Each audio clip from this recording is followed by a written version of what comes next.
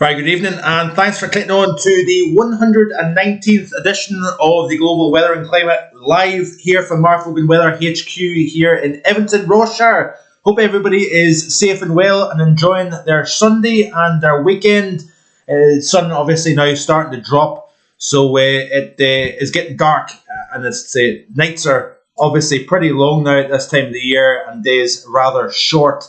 So we have got, I believe, 11 or 12 concurrent viewers at the moment. Lucif Katrine is the first on the live chat this afternoon. Good afternoon to you, Katrine. Hope you're well and enjoying your weekend. City Andy is also joining in this afternoon. Good afternoon to you, Andy. Hope you're well. We've also got Paul James.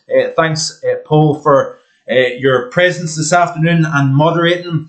A massive thank you to the moderators for their help with regards to making sure that everybody is behaving themselves on the live chat. So we're going to warm things up. Good afternoon to Radu also for tuning in. I'm waiting for a comment, but I am getting WhatsApp messages from Radu. So get yourself in the live chat, Radu, and say hello to everybody, the weather crew here on today's stream. It's good to be here. We are obviously in meteorological winter now, and we are seeing some interesting weather.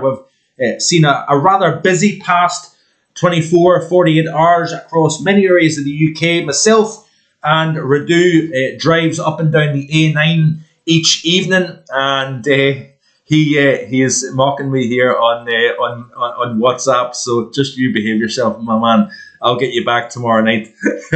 So Radu and I are colleagues. We do the night shift trunk between Inverness and Glasgow, and really we only seen mainly rain. There was some high elevation snow, especially over the Drummochtar summit and the Slough summit. But once you got down below 250 metres or so, it was mainly of rain. Not a great deal in the way of wind. That has been the bigger story, obviously, down across England, Wales, and across the Irish Sea over Ireland and Northern Ireland. We've seen some quite damaging gusts in excess of 80 miles per hour quite widely, but also a few 90 mile per hour pluses as well.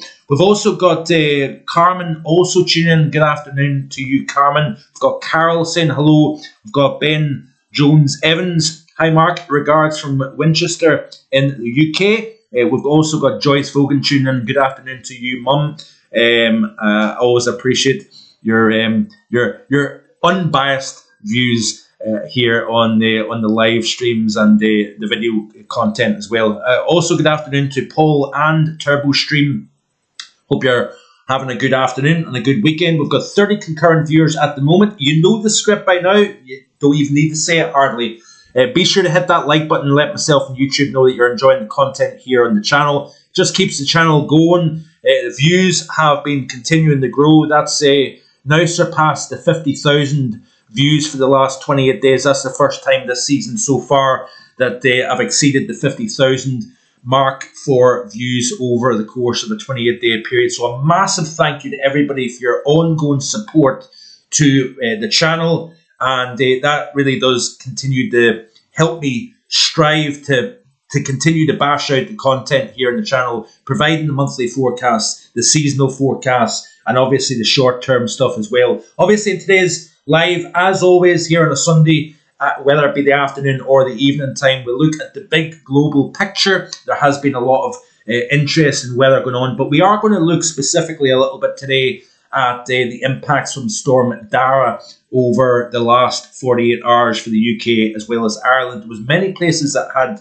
quite significant amounts of power loss, and I didn't say car loss, I said power loss. But be sure to let me know in the live chat what impact Storm Darragh had on your part of the world. I would be curious to know that. Like I said, it was mainly rain here. In fact, it was the wettest back-to-back days here at my particular location for a good several months or so.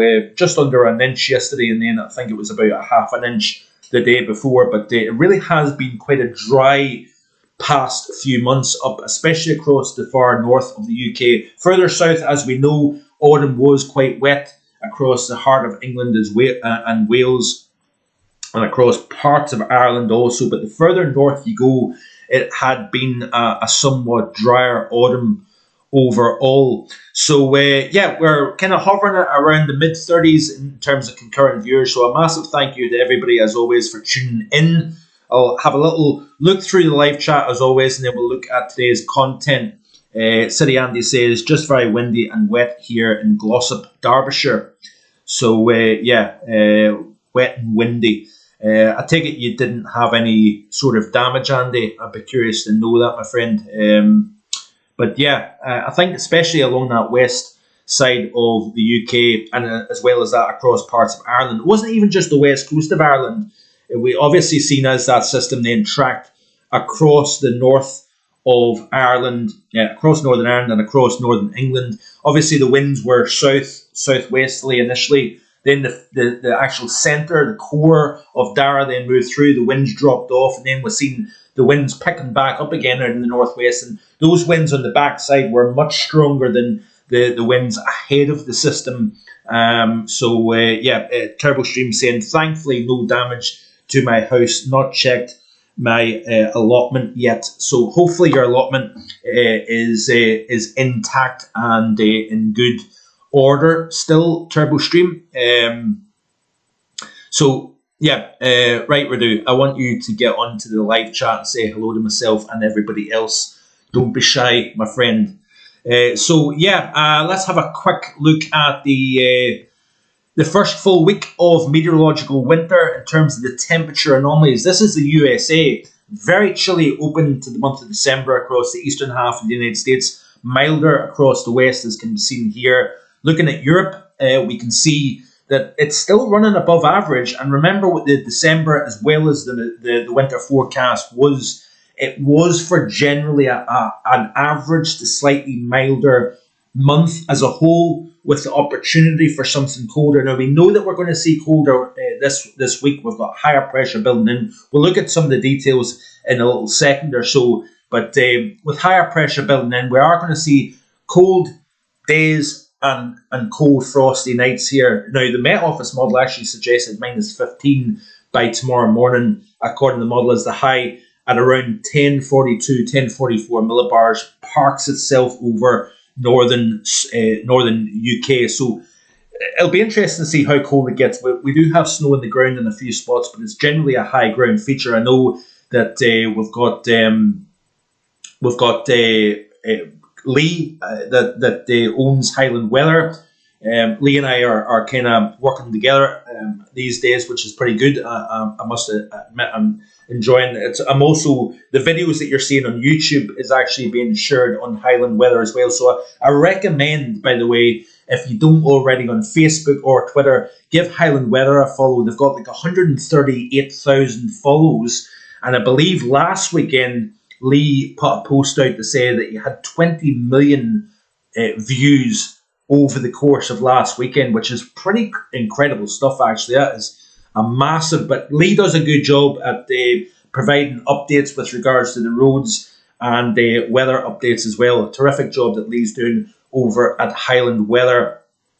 So a big shout out to you, Lee. Hope you're enjoying yourself. Anyway, the point that I was actually trying to make was the fact that Lee is, I believe, up in Cairngorm at the moment, and he sent a lovely photograph there of the snow on the bench. I think it's outside the restaurant there, and quite a deep amount of snow cover actually up at the restaurant level on Cairngorm this afternoon. Hopefully he's getting back down before it turns particularly dark. So TurboStream says, I think yesterday was the windiest day I can remember in my 53 years living in Birmingham. Wow, that's a pretty big thing, actually, when you think about that. 53 years living in Birmingham, and the wind from Storm Darragh was probably about their strongest. So thanks, TurboStream, for your update. Andy says, no damage or power outages. My Springer has loved chasing leaves around. I certainly bet he or she has, Andy. So yeah, let's continue to see here. What are we? What's the reducing? Unknown error. It's saying, yeah, the the dreaded unknown error message is showing up on Radu's side of things. So yeah, I hope you're enjoying your afternoon and not spending too much money like I've been doing over the last 24 hours. I'm saying no more. We were at the Callum Beattie concert last night in Inverness, so it was a really good night at the leisure centre. Lindsay originally said that it was at the skating rink, but it turned out to be the leisure centre that he was playing at last night. There will be no live stream, by the way, next weekend because we're going to the Panto at Eden Court in Inverness, so that will be good next Sunday night. So a little bit of a break. I think I'm entitled to a little break from the live streams, so there will be none next week.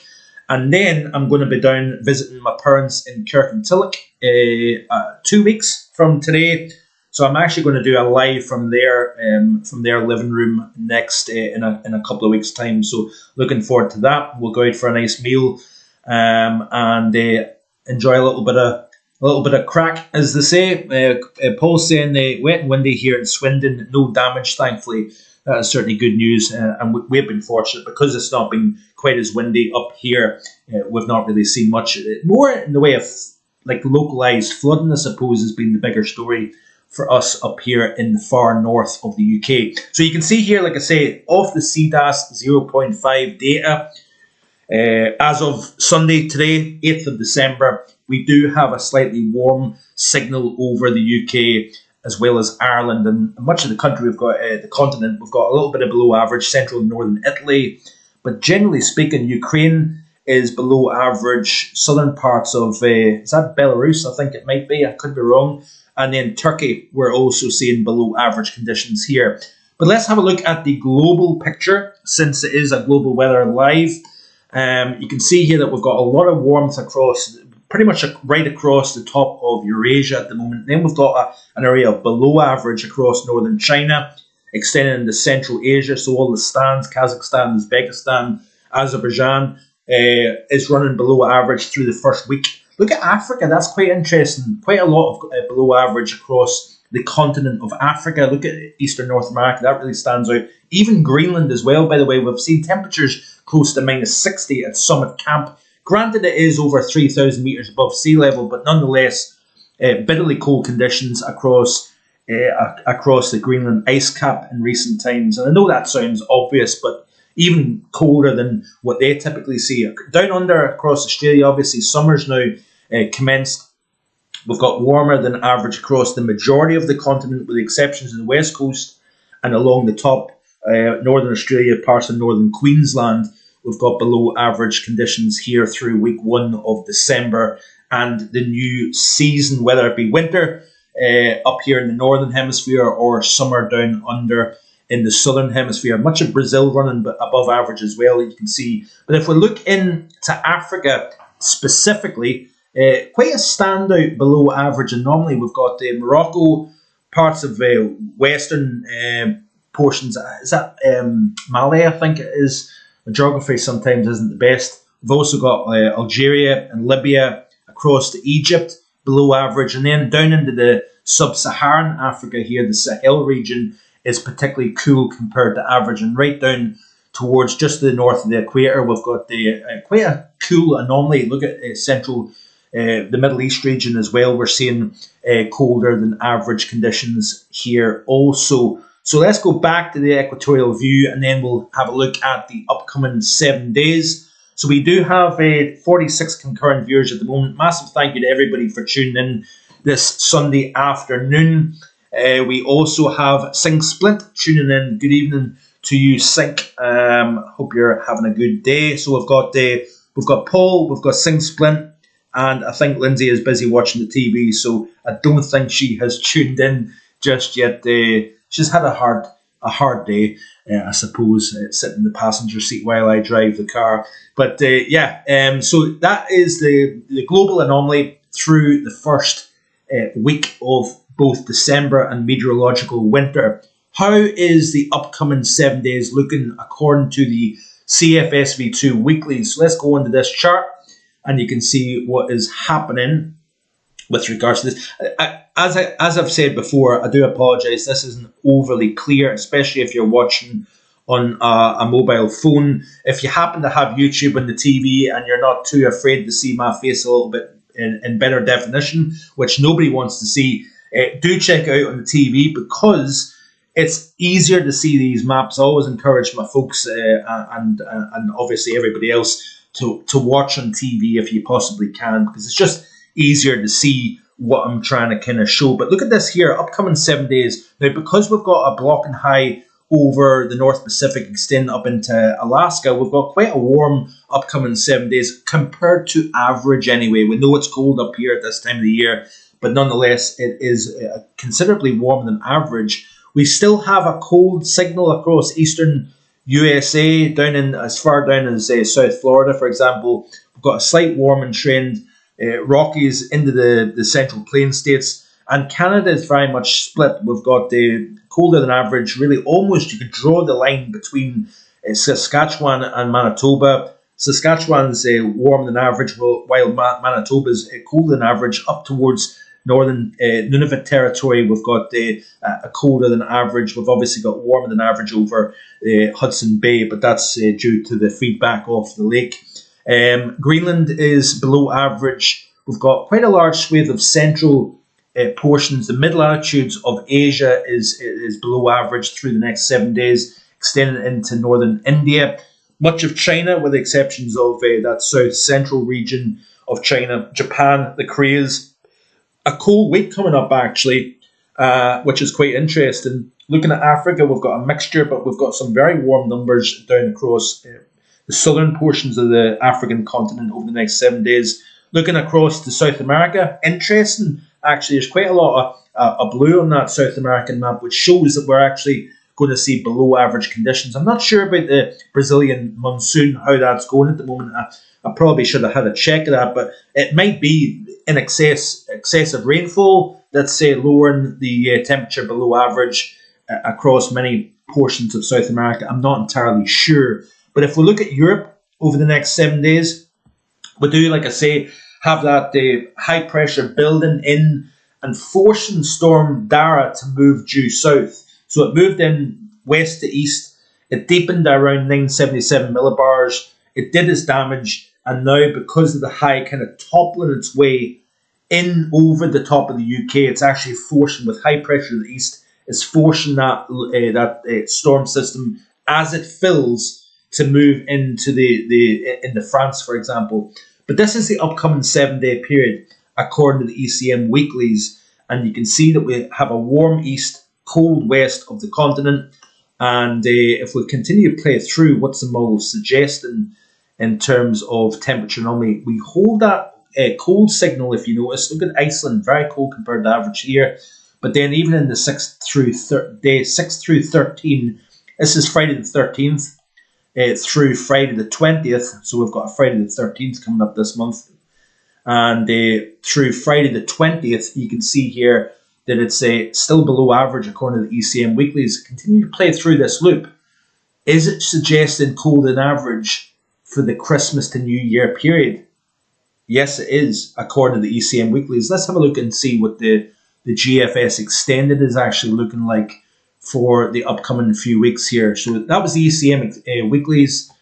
Let's look at the GFS ensemble extended period. Below average, upcoming 7 day period. France and down across Iberia is considerably colder than average. Then eastern areas of Europe, warmer than average. You continue to play it through here. You notice that cold signal is maintaining itself right the way out towards the Christmas period. So this upcoming week, I will probably try and produce some sort of a Christmas New Year forecast, specifically looking at the details. I know it's still a wee bit away, but for fun, we'll have a look and see what Christmas to New Year is looking like in terms of some of the longer range stuff. That'll be quite interesting, and I'm sure a lot of people would probably quite enjoy that. So let me just see here. Have I missed anybody out so far? Lindsay's tuning in as well. We've also got Peter Pan tuning in. Good afternoon to you, Peter Pan. We've also got Trying to Succeed. Also, we normally take down our polytunnels for winter. We just got away with it this weekend. We are getting more of these stupid winds. So that might be from another comment. I don't know. We've also got Shy Society. We've got David Vogan. We've got Ben Jones Evans. Obviously still here. We've got Paul Amos as well. Good afternoon to you, Paul. Hope you're well. David and Joyce. We've got D. Joseph tuning in. Afternoon, Mark. Looking forward to the stream. We've got Ian Burks as well. I do apologise if I've missed anybody out on the live chat. So we're kind of hovering around 50 concurrent viewers at the moment. Before you leave today's chat, if you're enjoying me waffling on, then please hit that like button. It's a simple thing to do, but it is a very effective thing to do because it helps the algorithm of the channel. It spreads the channel through the YouTube platform, so it would be much, much appreciated. What is Peter Pan saying? Lost all the glass from the greenhouse. Forest of Dean, 300 metres above sea level. Oh, that's going to be a costly repair, I would imagine, Peter Pan. I hope you can get that sorted out, my friend, as soon as possible and get back to normal. It certainly has been an interesting one with regards to Storm Darragh. It's amazing how this MJO works, by the way. Phase 3, with Arctic air driving into eastern North America, strengthens the temperature gradient between the Caribbean and the eastern United States.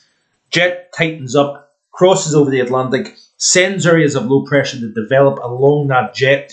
And really, I think Storm Darragh possibly did enter the right entrance region of the jet, so on the warm side, crossed over, then exited the left exit region of the jet, and that is an area of enhanced incubation for low pressure development.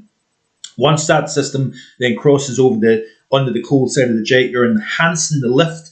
The stronger the lift, the more the pressure drops. Now, it wasn't a rapid deepening system, if you notice that. Dropped through the 990s into the 980s and then kind of bottomed out at around 977 millibars. One thing to take home about Storm Darragh was it was actually the gradient in pressure between the low and the high to the west that's building. So when you've got higher pressure building to the west of a system that's deepening to the east, you're then creating a greater imbalance in pressure. The stronger the imbalance, the stronger the winds are going to blow. So it was actually not so much that it was a super deep area of low pressure. We've had a lot of those deeper than 977 millibars. In fact, 977 millibars is not a particularly deep area of low pressure.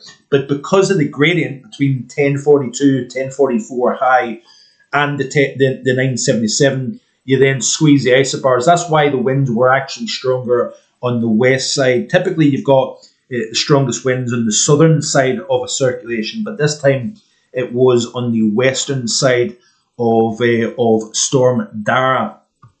Looking at a couple of other things, this is an interesting tweet here. This is off London and Southeast Weather. Daniel always provides some very interesting tweets, but this is a retweet of Matt Taylor based at the Met Office, not the Met Office, the BBC, and he says that Aberporth in Ceredigion, it recorded wind gusts of 80 miles per hour or greater for 9 consecutive hours. That is a real battering.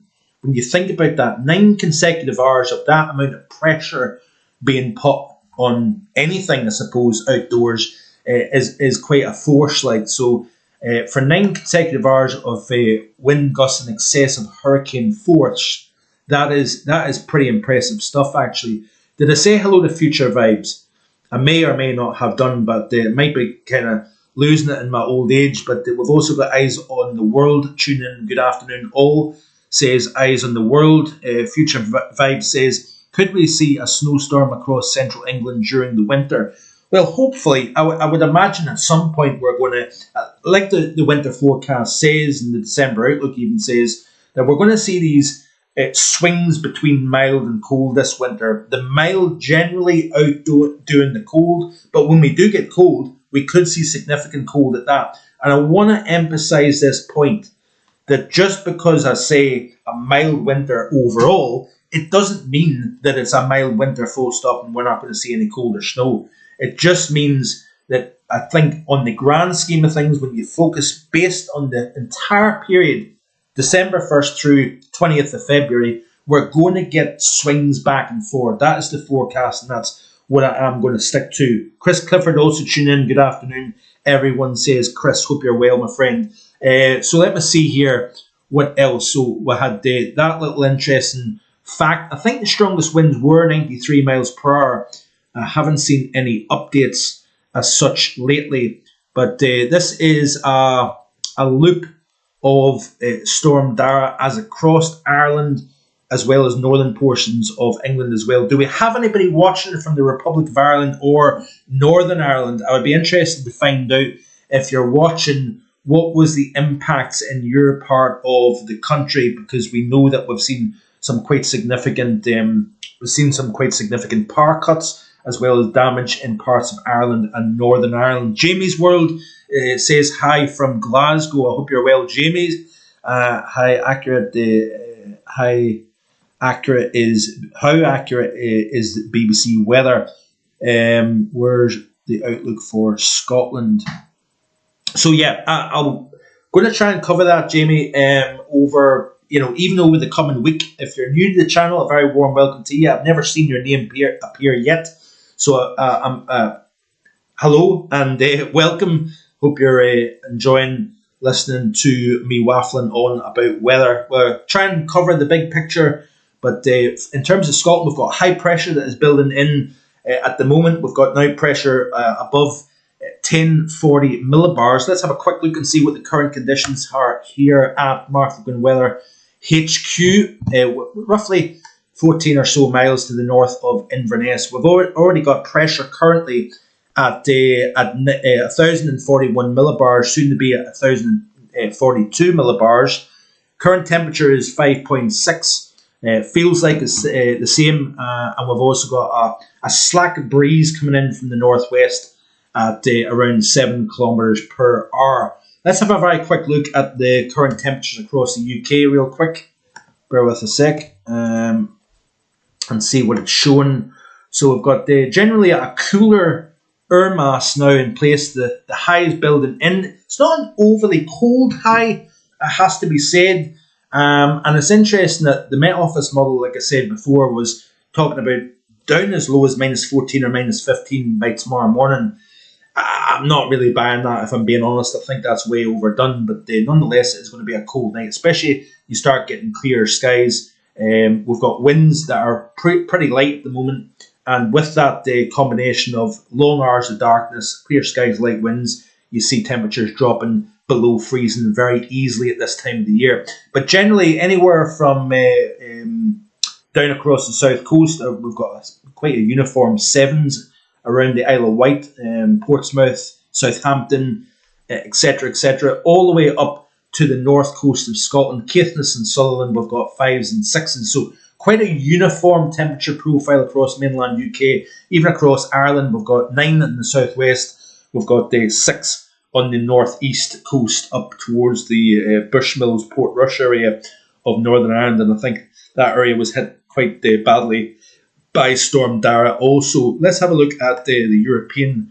picture in terms of the temperatures at the moment. And we do have not overly cold. We've got slightly below freezing across Central and Eastern Europe. Got some slightly colder air across Scandinavia. But again, for early December, yes, chilly. I think that's the best way to put it. I don't think it's massively cold. We've got some colder air now dropping into France and across northern Iberia, clinging on to something resembling slightly warmer across the south coast of both Portugal as well as Spain.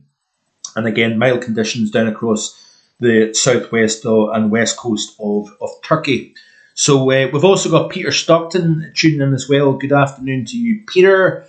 Is there anybody else that I have missed? Sometimes I kind of come out of the chat and go back into it to refresh. Yeah, because it's just went from 58 concurrent to 60 concurrent viewers at the moment here. So a big stream this afternoon. A massive thank you to everybody for tuning in.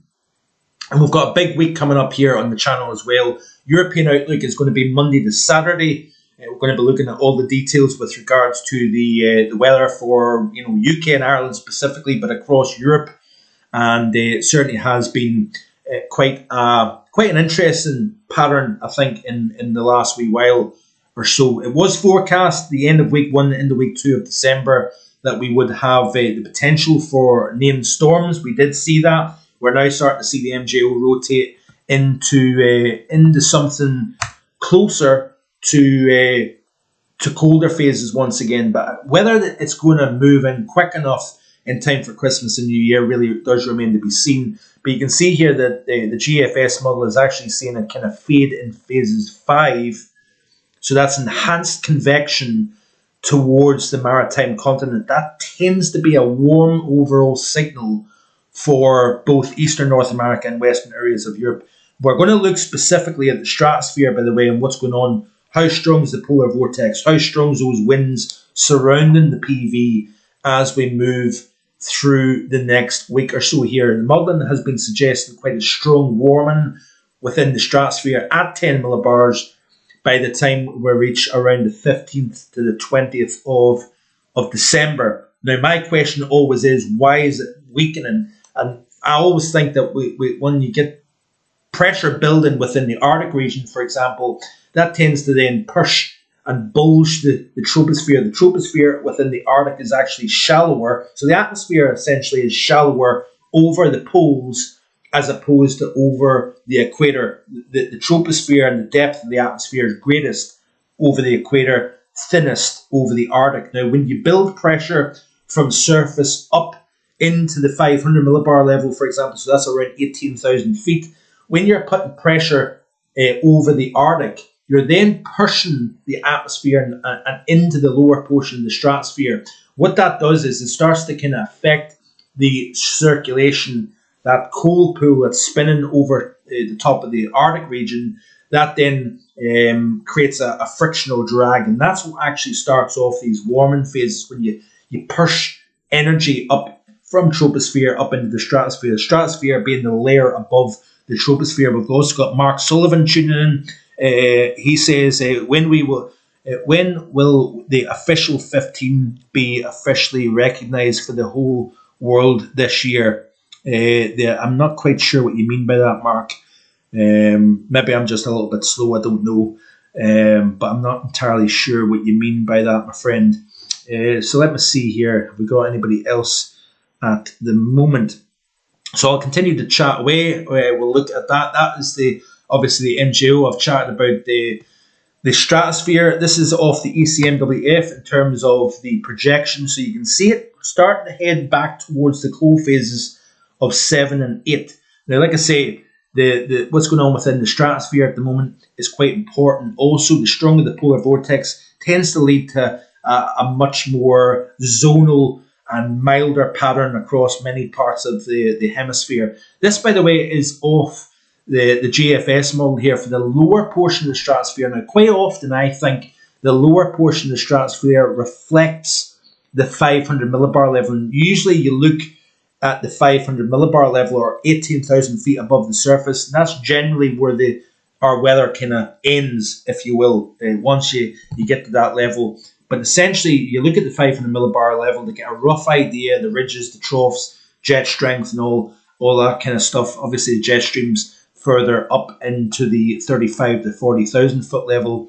But generally speaking, there quite often can be, at the lower portions of the stratosphere, you get a kind of idea, a bit of a mirror image develops what the lower stratosphere looks like versus what the troposphere is looking like. And quite often, it's all very well looking at the upper levels of the stratosphere, but remember that as you go down, sometimes there's a disconnect between the upper level versus the lower level of stratosphere, and it needs to be coupled to therefore affect the weather underneath. But you can see here, all the way out to a week from now, at 50 millibars. So this is a lower stratosphere. My concern here is that we've got potentially blocking high pressure across the North Pacific, extending into North America, and then therefore the potential of higher pressure up into the Arctic region, colder air underneath. But that would then possibly support Arctic air into Eastern North America, greater pressure gradient, temperature difference, stronger Atlantic jet, and with this low, this cold pool to the north of the UK, that to me almost represents a trough within the troposphere. So stronger jet, trough to the north of the UK, not a ridge. That It has a very 2013-14 look about it. I might be wrong with that, and I hope I am wrong with that. But Arctic air into North America, stronger jet across the Atlantic, and with a negative to the north of the UK, positive to the south of the UK. That's a west to southwesterly flow written all over. But we'll look at this in a little bit more detail in a specific video during the course of the upcoming work week. So that's like a week from now at 50 millibars, even all the way out to 384 hours at 50 millibars. That's quite a strong looking polar vortex, by the way, within the lower stratosphere. That is not a particularly great look in terms of if you're wanting a cold pattern, and even high latitude block. And let's see what the latest AO forecast is looking like of the model here. So it looks as if we're going into fairly deep negative territory in terms of the Arctic oscillation. Arctic oscillation is a measure of pressure within the Arctic. The higher the pressure over the Arctic, the more negative the Arctic oscillation is. The lower the pressure is over the Arctic, the more positive the Arctic oscillation is. So I hope that makes sense to you. But you can see here a general negative trend really from the back half of November through much of the first half of December, really. And it looks as if it's going back towards positive, then neutral. So that's not overly cold looking in terms of our pattern. Looking at the NAO, so this is the North Atlantic oscillation, measure air pressure between Iceland and the Azores. Again, similar to the Arctic oscillation, when you've got strong high pressure up towards Iceland and Greenland, lower pressure further south towards the Azores, you've got a negative NAO, and it's the opposite when you've got a firm positive NAO. And you can see here that we're going into fairly strong negative territory, but then going positive. This has got warm or milder than average written all over it, I'm afraid, in the back half of December. So it's going to be interesting to see how this week progresses with the chilly days and cold nights, high pressure that is generally going to be in control. And then beyond that, we're going to keep an eye closely on it. In terms of the mean zonal winds, let's have a quick look at the updated forecast. Then we're going to look at other things global and then round up. Time's now 20 to 5 in the evening. So you can see here that the latest off the ECMWF is showing record strong mean zonal winds. The stronger the mean zonal winds, the stronger the polar vortex. The weaker those winds around the polar vortex, the weaker the PV is. And that, when you've got a slacker wind around the polar vortex, that tends to allow cold air to get released away from the pole down towards the mid-latitude region here. So Colin Mills says, hi Mark, 50 trees down here on the Isle of Man. Yesterday, lots of damage to buildings and the electric supply system. It looked as if the Isle of Man certainly was hit very hard. 500 trees down is a bad one. Ian Burke says, can you explain what the Arctic oscillation does and how this affects the weather in the UK? So like I've kind of hopefully covered already, the stronger the Arctic oscillation, the more the cold is bottled up over the Arctic. The weaker and the more negative the Arctic oscillation is, the more amplified the jet stream becomes, and you got warm air moving north and you've got cold air moving south when you've got weaker jet stream winds and you've got a negative Arctic oscillation. So we're in pretty firm negative Arctic oscillation territory at the moment. So therefore we've got Arctic air getting drained southwards and in the various parts of the mid-latitude pattern, so lower latitudes away from the Arctic itself.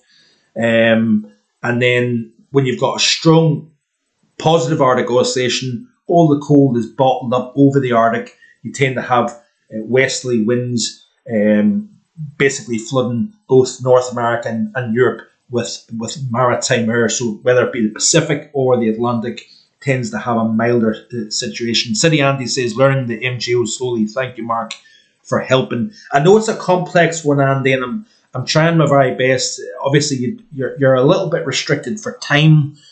Maybe at some point I'll try and do a video specifically on the MJO and the finer details with it. I suppose at the end of the day, I'm trying to understand fully myself what the MJO truly does, but it really is an amazing teleconnection, and when it works, you can really actually forecast quite far out. in a fair bit of detail and a fair bit of accuracy. Now, when you've got like things like a strong El Nino or a strong La Nina, the MJO and other teleconnections tend to go out the window. But the MJO, when it works, you can find out whether the AO or the NAO is going to be positive or negative. It controls other teleconnections such as the AO, NAO, and even affects the stratosphere. What goes on within the equatorial belt around the world, that enhanced or suppressed convection over the equator, then transfers energy northwards, can redistribute the jet stream. It can affect its strength, its amplitude, the size and the wavelengths, basically, positives and negatives in terms of the ridges and troughs. It's amazing the impact that what goes on with a bunch of convection, a bunch of thunderstorms basically blowing up over the tropics has effect on not just the mid to high latitudes, but then even up into the stratosphere as well. It really is an amazing thing. And I love using the MJO, and I've been doing that more, incorporating the MJO into longer range forecasts in recent times. But let me have a quick look here, everybody, because I know I'm kind of waffling a little bit, and I apologise or don't apologise. I suppose some folks like it, some folks perhaps don't. But this is tweets here by Terry Goose, based in Vancouver, Canada. Always provides very interesting stats from a global perspective. But looks as if here, let's do a quick tour of some of the extremes. 36.2, a new December record down in Singapore, which is quite interesting here. The previous record, 35.9 at Seletar in 2016. Changi International Airport, 35.6, new December record, smashed by 1.7 Celsius from its all-time record. Big heat. Remember, we've seen the reds, the warm anomalies down across southern portions of the African continent. We're seeing temperatures as high as 45.7. Remember, it is the beginning of the summer down in the southern hemisphere, obviously. But the new records for the month of December, South Africa, Botswana as well, 42.5, a new national December record here. Continue to play through here. Very warm temperatures up into the southwest of Northwest Territories. Obviously, when you've got a lot of warmth up into the Arctic region of North America, you tend to find a lot of cold Arctic air into eastern portions of the United States. So basically, Terry says Alberta and the Yukon, I'll get there, the Yukon, with a minimum temperature well above zero in many places, 15 to 20 Celsius above average. Maximum temperature at the Johan Lake in Northern Territory is 9.2 Celsius, which is pretty bonkers when you think about it, where it is minus 40.4 6 days ago. So we're seeing a tremendous amount of warmer than average temperatures lift up into Alaska, northwestern and northern portions of Canada. That has been as a consequence of the Arctic air down into the southeastern United States. I would imagine actually some places in Florida are colder than parts of Arctic Canada, for example, which is pretty amazing. So mid-40s across parts of South Africa in recent days here. Let's continue to look here. Snow depth of 45 centimetres today at Whitehurst, near record levels for early December, he says. Continue to play through. Big snow amounts, obviously. All that Arctic air moving over, warmer than average. Water temperatures within the Great Lakes. You generally get, when you've got about a 20-degree difference between the water temperature at the surface of the Great Lake versus the air temperature, that then creates optimum conditions for that moisture to get lifted up into that super cold air. And then as the wind blows, you get areas that are downstream of the Great Lakes, whether it be particularly Lake Ontario and Lake Erie, can see some mega amounts of snowfall. And this is a part of the world that is some of the snowiest on Earth. The Tug Hill Plateau, so you've got a high elevation away from the lake, that enhances the snow further through orographic lift. And some places, including Casterland, recorded 65, so just shy of 66 inches of snow in the space of about, what, I think that was 5 days, which is pretty amazing stuff, actually. Look at this photograph here of the snow up in the Tug Hill Plateau of western New York State. Wouldn't it be amazing to see that kind of snow, I must admit. Way too much for what we could cope with, obviously. Look at this video here of the snow. Very small, unfortunately. That's, I think, of the Weather Nation channel. So, yeah, pretty impressive stuff, I must admit. Let's continue to play through and see here. This is a tweet here by PA Weather Plus LLC. So again, wow, this looks like something out of a fairy tale. Beautiful scenes with very heavy snowfall accumulations in Mill Creek Township outside of Erie in Pennsylvania. Beautiful part of the world. So yeah, look at these images here. This is from Aaron Rigsby, a storm chaser. Look at that there, incredible marshmallow land. Everything's buried, including cars. Pretty mental stuff, actually, isn't it? Really, when you think about that. And then all the way, it obviously creates roofs to collapse and causes a lot of damage. Don't know about the burst pipe situation, whether you see much of that. But let me see here. Have we got anything else? Remember I said to you about the temperatures dropping into the minus 60, or close to minus 60. Suppose thereabouts, minus 57.4 Celsius, which is the coldest within the Northern Hemisphere this season so far. I think Russia, we've seen temperatures down to minus 47 in parts of Siberia. That's going back to the 1st of December. So, yeah, have I covered everything? I think I probably have. We talked about the storm Darragh. 93 mile per hour gusts was achieved from Darragh. We'll probably look at some of the stats in the next day or so in terms of the numbers, but the exceptional rainfall in some parts that don't need it, seen upwards, I think, of 90 millimetres in a few parts of south and central Wales, for example, and then the damaging wind gusts. I think the Stena Line ferry between Belfast and Cairnryan had the shelter for a period of time during the course, I think, of yesterday because it couldn't dock at Belfast. So quite interesting. I've been on that ferry, I don't know how many times. We've also got Richard Shaw tuning in. Good afternoon to you, Richard. Hope you've enjoyed your week off. I think you were off for the week to rest before the craziness of the Christmas period, especially in retail. It is bonkers, my friend, and I do not envy you at all. Lindsay works in retail as well, and it's been a long time since I worked in retail, and honestly, it's just crazy the way people get the Future Vibes say, Mark, why does North America get the cold air from the polar vortex rather than dipping down to Europe? Well, if you think about it, Future Vibes, North America extends all the way up into the Arctic, and you've not got, when you get cross-polar flow, when you've got the right type of flow within the Arctic region, for example, you can have winds. When you've got blocking high pressure over the North Pacific, you've got lower pressure over the central and more towards the European side of the Arctic. That pressure gradient then creates a channel in terms of transporting air from Siberia across the top of the pole down into North America. And obviously, with the geography, you've got land extending from subtropical Gulf Coast all the way up to the Canadian Arctic here. So you've got a direct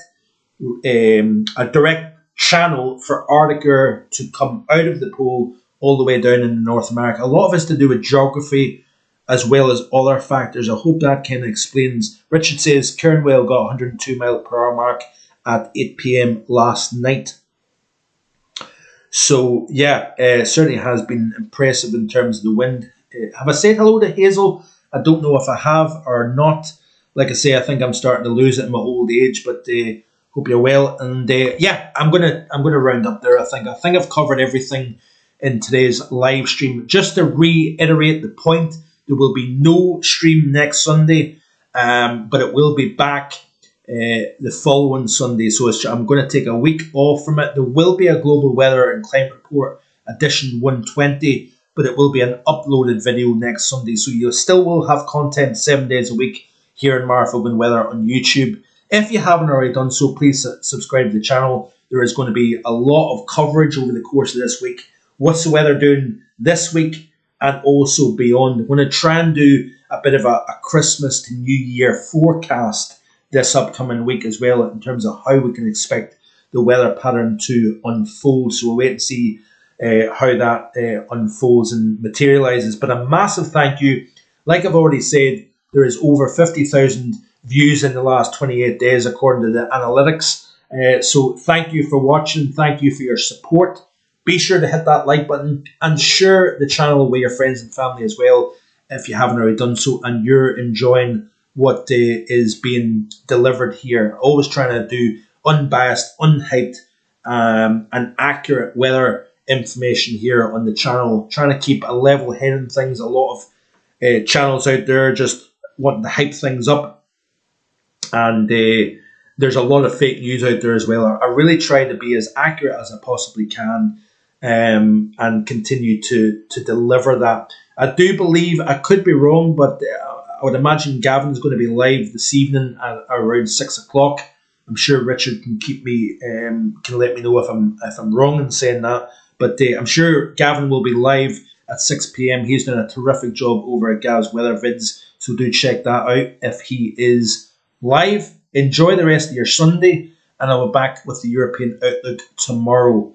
So thanks very much for watching, everybody. Take care. Bye for now.